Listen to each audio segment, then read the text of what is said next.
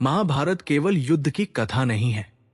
ये ज्ञान, धर्म, राजनीति, चिकित्सा, ज्योतिष और मानव मनोविज्ञान का महासागर है।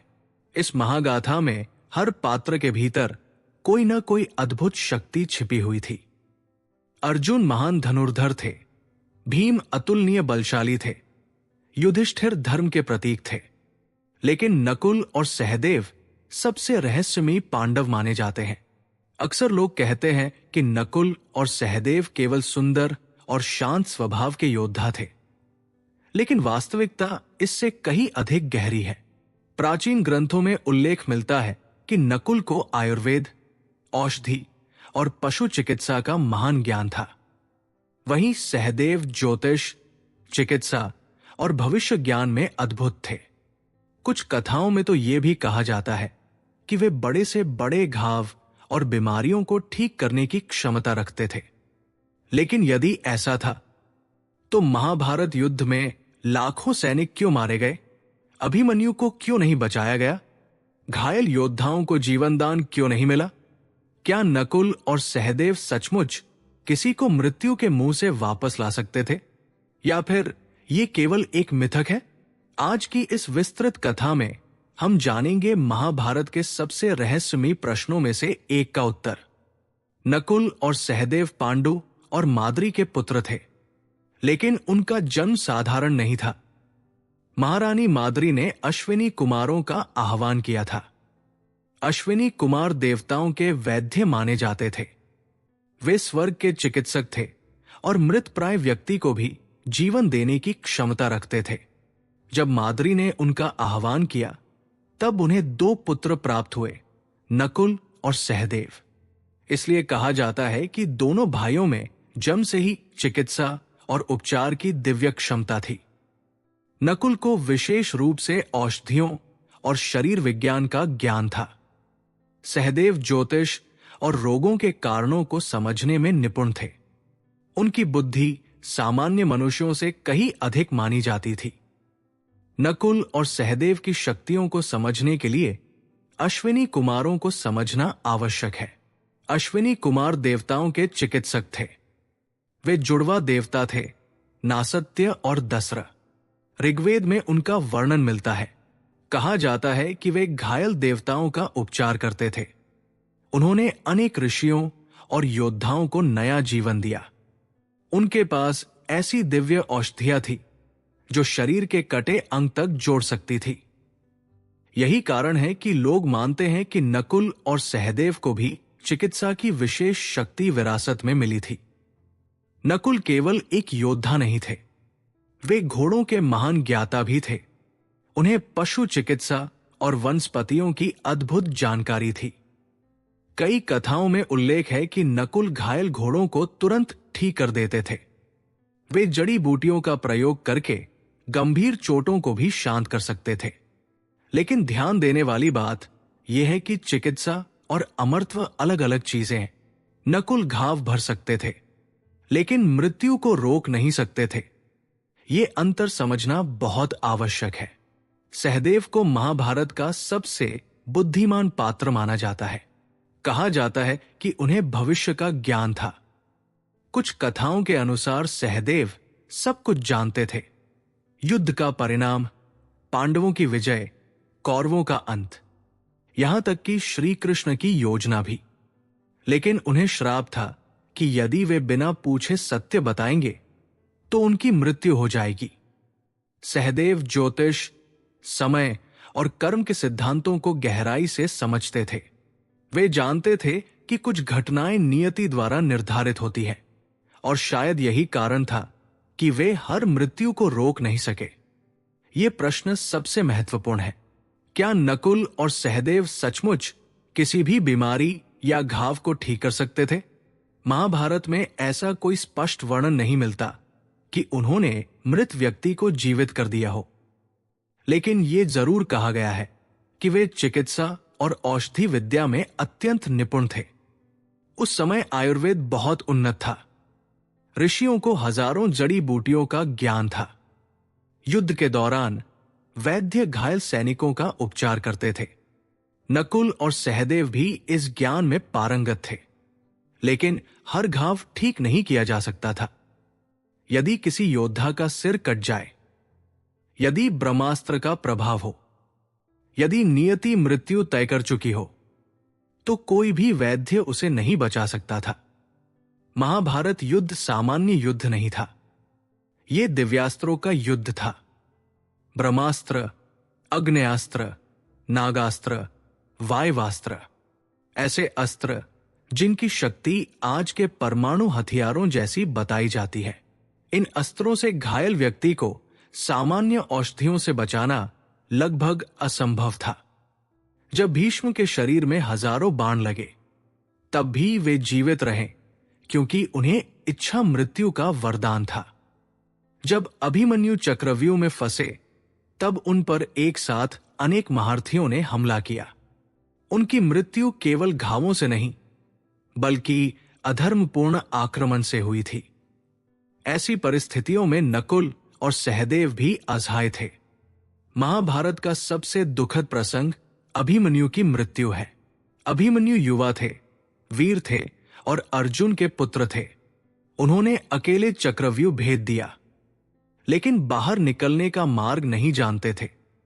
कौरवों ने नियम तोड़कर उन पर सामूहिक हमला किया। द्रोण, कर्ण, अश्वत्थामा, कृपाचार्य, दुर्योधन, सभी ने मिलकर अभिमन्यु को घेर लिया। उनका धनुष तोड़ा गया, रथ नष्ट कर दिया गया, अंत में गदा से प्रहार करके उन्हें मार दिया गया। अब प्रश्न उठता है, नकुल और सहदेव उन्हें क्यों नहीं बचा पाए? उत्तर है, क्योंकि जब तक पांडव वहां पहुंचे, बहुत देर हो चुकी थी। अभिमन्यु की मृत्यु युद्ध भूमि में तुरंत हो गई थी। उस समय उपलब्ध चिकित्सा भी ऐसी स्थिति में कुछ नहीं कर सकती थी। घटोत्कच भीम के पुत्र थे। वे राक्षस कुल से थे और उनके पास मायावी शक्तियां थी। कर्ण ने उन्हें मारने के लिए इंद्र द्वारा प्राप्त दिव्य शक्ति अस्त्र का प्रयोग किया। यह अस्त्र इतना शक्तिशाली था कि उसका बचना असंभव था। यदि नकुल और सहदेव वहां भी होते, तब भी वे कुछ नहीं कर सकते थे, क्योंकि कुछ अस्त्र मृत्यु सुनिश्चित करने के लिए बनाए गए थे। महाभारत बार बार ये सिखाती है कि चिकित्सा और नियति अलग चीजें हैं। एक वैद्य रोग का उपचार कर सकता है, लेकिन यदि किसी की आयु समाप्त हो चुकी हो, तो उसे बचाना संभव नहीं। सहदेव इस सत्य को सबसे अधिक समझते थे। वे जानते थे कि कुरुक्षेत्र केवल युद्ध नहीं, बल्कि युग परिवर्तन था। द्वापर युग समाप्त हो रहा था। लाखों योद्धाओं की मृत्यु नियति का हिस्सा थी। यदि हम ये प्रश्न पूछे कि नकुल और सहदेव योद्धाओं को क्यों नहीं बचा पाए, तो अगला प्रश्न होगा, क्या श्री कृष्ण सब रोक सकते थे? उत्तर है हां और नहीं। कृष्ण के पास दिव्य शक्तियां थी। वे चाहे तो युद्ध रोक सकते थे, लेकिन उन्होंने ऐसा नहीं किया, क्योंकि अधर्म का अंत आवश्यक था। महाभारत केवल व्यक्तियों का युद्ध नहीं था, यह धर्म और अधर्म का संतुलन स्थापित करने का माध्यम था।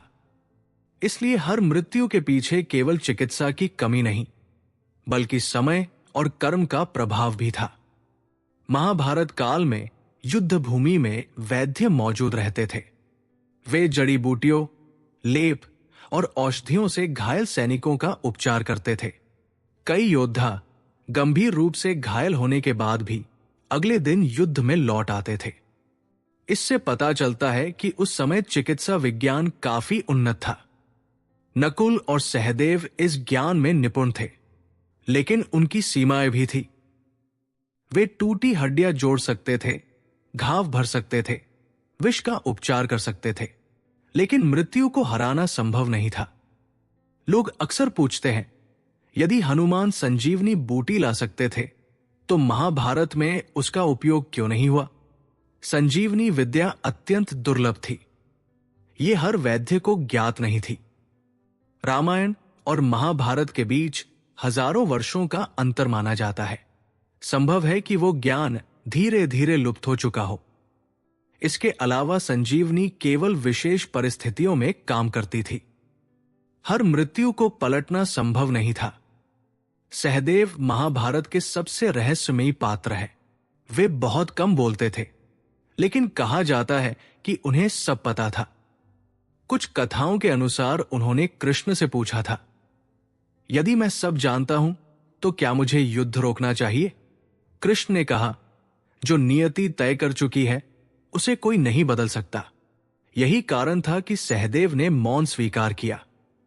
लोग उनकी शक्ति को केवल चिकित्सा तक सीमित कर देते हैं, लेकिन उनकी सबसे बड़ी शक्ति ज्ञान और संतुलन थी। नकुल सौंदर्य, अनुशासन और चिकित्सा के प्रतीक थे। सहदेव बुद्धि, समय और मौन के। वे जानते थे कि हर युद्ध केवल हथियारों से नहीं जीता जाता।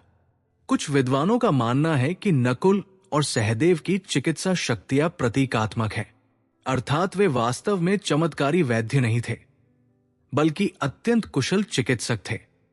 प्राचीन भारत में आयुर्वेद बहुत विकसित था, इसलिए बाद में लोगों ने उनके ज्ञान को दिव्य रूप दे दिया। यह भी संभव है कि उनकी क्षमताएं समय के साथ बढ़ा चढ़ाकर बताई गई हों। महाभारत हमें यह सिखाती है कि चाहे मनुष्य कितना भी शक्तिशाली क्यों न हो, वो मृत्यु और समय को पूरी तरह नियंत्रित नहीं कर सकता।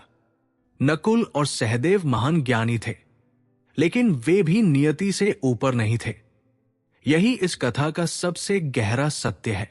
महाभारत युद्ध में केवल योद्धा ही नहीं थे, उनके साथ वैद्य, रथ निर्माता, घोड़ा प्रशिक्षक, रणनीतिकार और मंत्रज्ञ भी थे।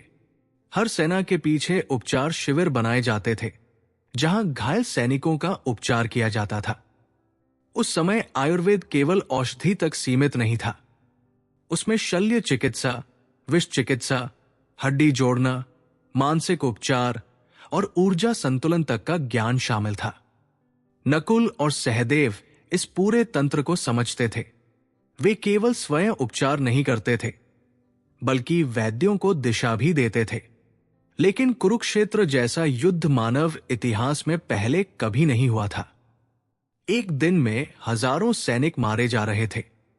दिव्यास्त्रों से पूरा क्षेत्र जल जाता था। ऐसे विनाश में हर किसी को बचाना संभव नहीं था।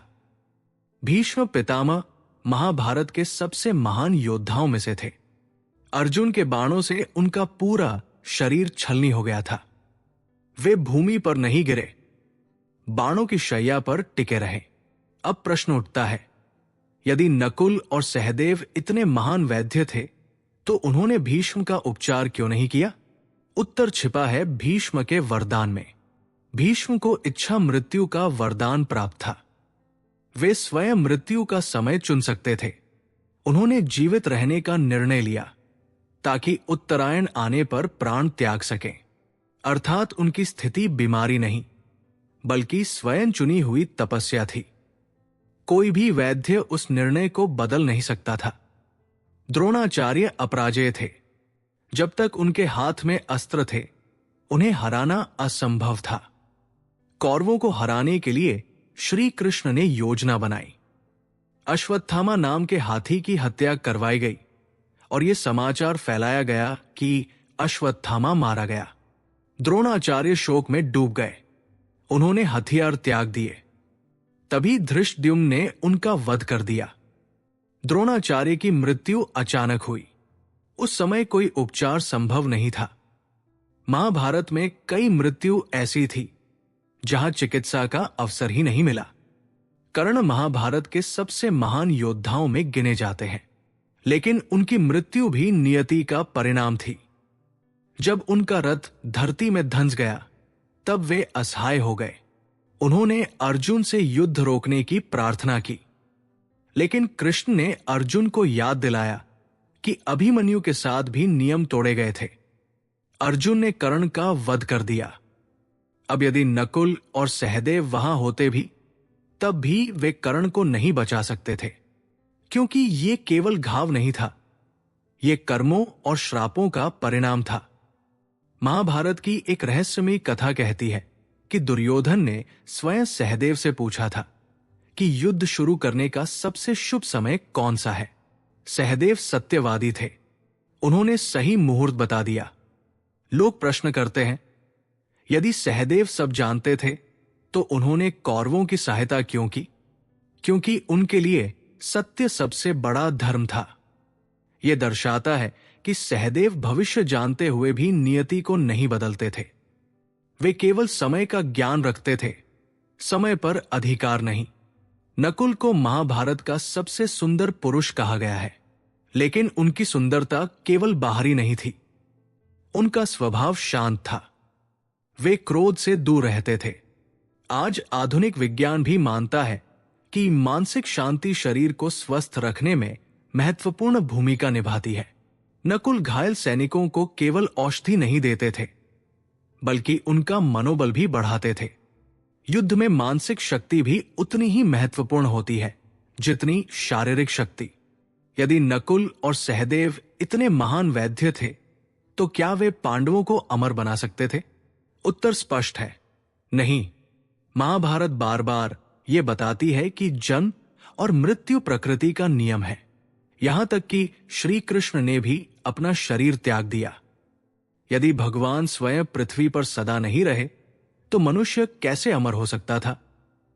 महाभारत युद्ध समाप्त होने के बाद कुरुक्षेत्र में हजारों घायल सैनिक पड़े थे। कहा जाता है कि कई दिनों तक उनका उपचार चलता रहा।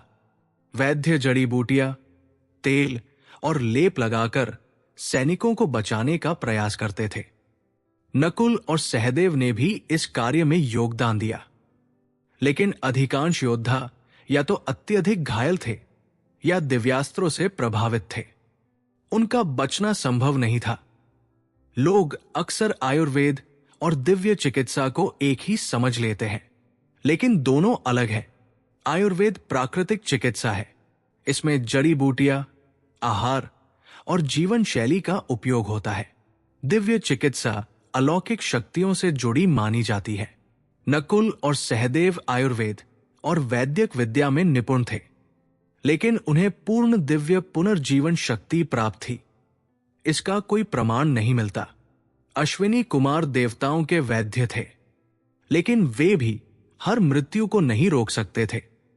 यदि देवताओं के वैद्य सर्वशक्तिमान होते तो देवताओं और असुरों के युद्धों में कोई मरता ही नहीं।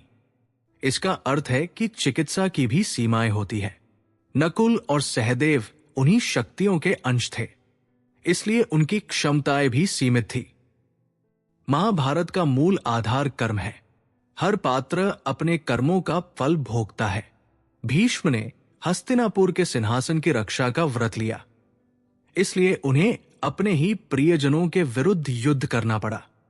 कर्ण ने दुर्योधन का साथ चुना, इसलिए उन्हें दुखद अंत मिला। दुर्योधन का अहंकार उसका विनाश बना। इसी प्रकार युद्ध में मारे गए अनेक योद्धाओं की मृत्यु भी उनके कर्मों का परिणाम मानी गई। इसलिए चिकित्सा हर बार कर्म को नहीं बदल सकती थी। कई लोक कथाओं में कहा जाता है कि सहदेव को सब कुछ ज्ञात था। उन्होंने भविष्य देख लिया था, लेकिन उन्हें श्राप था कि यदि वे बिना पूछे सत्य बताएंगे तो उनकी मृत्यु हो जाएगी। ये कथा प्रतीकात्मक भी हो सकती है। संभवतः इसका अर्थ यह है कि अत्यधिक ज्ञान मनुष्य को मौन बना देता है। सहदेव समझते थे कि कुछ घटनाएं अपरिहार्य होती है। यह प्रश्न आज भी लोगों को विचलित करता है। यदि कृष्ण चाहते, यदि अर्जुन समय पर पहुंचते, यदि नकुल और सहदेव तुरंत उपचार करते, तो क्या अभिमन्यु बच सकते थे? शायद नहीं, क्योंकि अभिमन्यु की मृत्यु महाभारत की दिशा बदलने के लिए आवश्यक थी। उनकी मृत्यु ने अर्जुन के भीतर अग्नि जला दी। उसी क्रोध ने अगले दिन जयद्रथ का अंत किया। महाभारत में हर घटना आगे आने वाली घटनाओं से जुड़ी हुई थी। यदि आधुनिक विज्ञान की दृष्टि से देखें तो नकुल और सहदेव अत्यंत कुशल चिकित्सक और वैज्ञानिक प्रतीत होते हैं। उन्हें शरीर, औषधियों और समय का गहरा ज्ञान था। लेकिन आज भी आधुनिक चिकित्सा हर रोग का उपचार नहीं कर सकती। गंभीर युद्ध, विस्फोट और अत्यधिक रक्तस्राव में सबसे आधुनिक अस्पताल भी हर जीवन नहीं बचा पाते। तो हजारों वर्ष पहले ये कैसे संभव होता? महाभारत के योद्धा केवल शारीरिक रूप से घायल नहीं थे, वे मानसिक रूप से भी टूट चुके थे। अर्जुन अपने ही गुरु और रिश्तेदारों से लड़ रहे थे, भीम क्रोध में थे, युधिष्ठिर अपराध बोध में डूबे थे, नकुल और सहदेव भी इस पीड़ा से अछूते नहीं थे। वे अपने भाइयों, मित्रों और गुरुओं को मरते देख रहे थे। ऐसे वातावरण में किसी भी वैद्य की शक्ति सीमित हो जाती है। महाभारत के अंत तक पांडव समझ चुके थे कि संसार की हर शक्ति अस्थायी है। अर्जुन का गांडीव चला गया, भीम का बल कमजोर पड़ा, नकुल और सहदेव की चिकित्सा भी सबको नहीं बचा सकी। अंततः सभी को हिमालय की ओर महाप्रस्थान करना पड़ा। यह दर्शाता है कि मनुष्य चाहे कितना भी महान क्यों न हो, समय के सामने सब समान है। महाभारत हमें यह नहीं सिखाती कि कोई व्यक्ति सर्वशक्तिमान बन सकता है, बल्कि यह सिखाती है कि ज्ञान, शक्ति और चिकित्सा भी सीमित है। सबसे बड़ा सत्य धर्म और आत्मज्ञान है। नकुल और सहदेव का चरित्र हमें यही समझाता है। तो आखिर नकुल और सहदेव अपने योद्धाओं को पूरी तरह क्यों नहीं बचा पाए? क्योंकि वे महान वैद्य थे, लेकिन मृत्यु को रोकने वाले देवता नहीं। वे उपचार कर सकते थे, लेकिन कर्म और नियति को मिटा नहीं सकते थे। महाभारत का युद्ध केवल हथियारों का युद्ध नहीं था, वो समय, धर्म और युग परिवर्तन का युद्ध था, जहां कुछ मृत्यु पहले से निश्चित थी। और शायद यही कारण है कि इतना ज्ञान और शक्ति होने के बावजूद नकुल और सहदेव भी अपने प्रिय योद्धाओं को बचा नहीं सके। नकुल और सहदेव के पास औषधियां थी, ज्ञान था, उपचार की क्षमता थी, लेकिन कुरुक्षेत्र में केवल शरीर नहीं मर रहे थे, वहां एक युग समाप्त हो रहा था। और जब समय स्वयं विनाश का निर्णय ले ले, तब सबसे महान वैद्य भी असहाय हो जाते हैं। यही महाभारत का सबसे गहरा सत्य है।